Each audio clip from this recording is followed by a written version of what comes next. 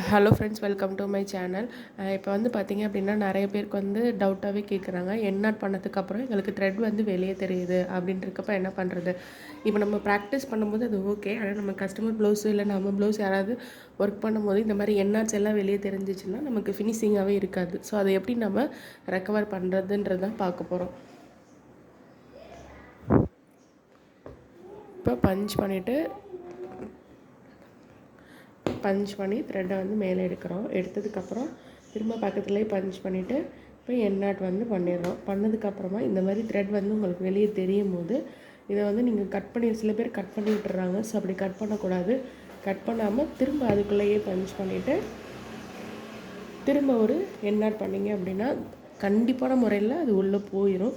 So வந்து நம்ம அறியாமல் நம்ம இந்த மாதிரி பண்ணிட்டோம்னா அதுக்கு வந்து திரும்ப ஒரு என்ஆட் கொடுத்தீங்க அப்படின்னா அது உங்களுக்கு தாராளமாக உள்ளே போயிட்டு அந்த ஃபினிஷிங் வந்து உங்களுக்கு நீட்டாக இருக்கும். அதாவது என்ஆட் பண்ணதே வெளியே தெரியாது.